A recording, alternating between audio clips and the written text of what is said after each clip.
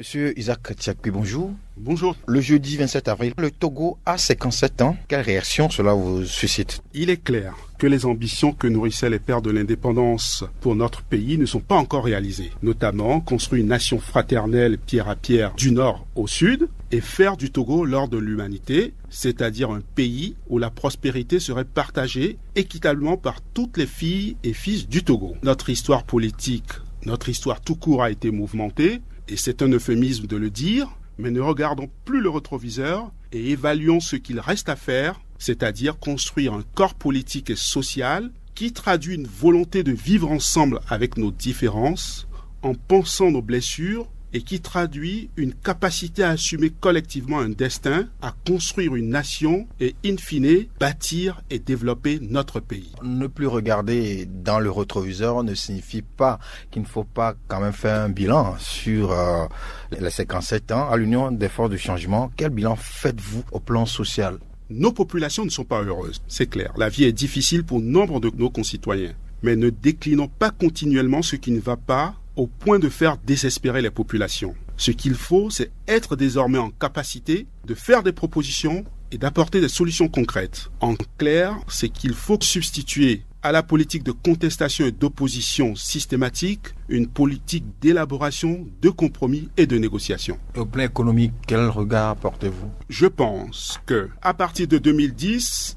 en ayant atteint le point d'achèvement, le gouvernement togolais a voulu dans un premier temps améliorer les infrastructures, remettre de l'ordre dans les comptes publics. Ça fait 7 ans qu'on essaie de remettre les comptes publics en ordre et ce n'est qu'au terme de cet effort que je pense que les populations pourront toucher du doigt que leurs conditions de vie s'améliorent. Apparemment, à l'UFC, après 57 ans, les choses sont acceptables. Non, je ne le dis pas. Je vous dis, ne regardons pas dans le rétroviseur. Soyons en position, en capacité de faire des propositions. Et c'est en étant proche du gouvernement que nous arrivons à peser. Alors, après 57 ans, que dire du multipartisme au Togo? Écoutez, il y a un impact réel du multipartisme dans la vie sociopolitique du Togo. Citons par exemple une presse libre, abondante, avec des débats vifs, passionnés et passionnels, une pléthore de partis politiques, des syndicats actifs qui sont en capacité de négocier. Certes, l'alternance n'est pas au rendez-vous, mais elle est inéluctable. Oui, mais avec un peu de recul, quel regard portez-vous sur le processus démocratique au Togo?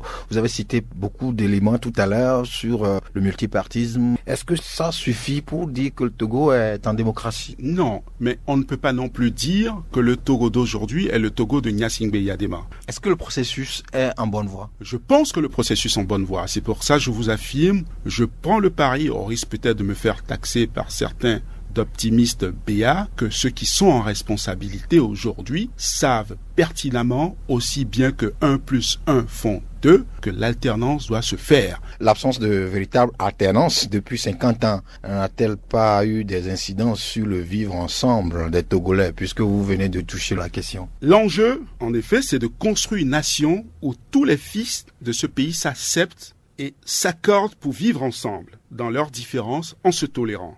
Le problème, cependant, c'est que les adversaires politiques se regardent toujours en chien de faïence.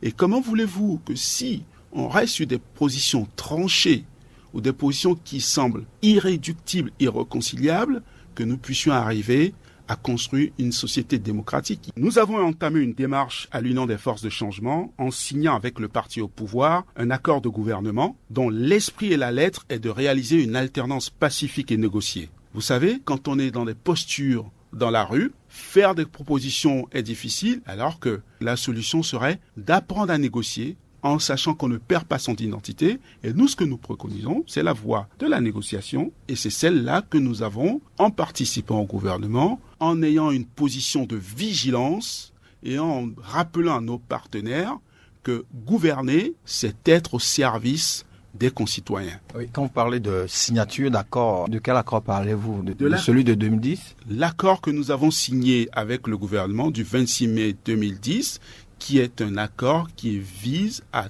terme à réaliser une alternance pacifique et négociée dans notre pays. Cet accord n'avait pas une durée de 6 mois à l'époque? Vous savez, il faut décristalliser des positions qui ont été irréductibles. 6 mois, ça a été peut-être une indication, mais l'important, c'est qu'on arrive à terme à une société où la culture démocratique s'inscrive véritablement dans la pratique et dans notre pays. Monsieur Isaac.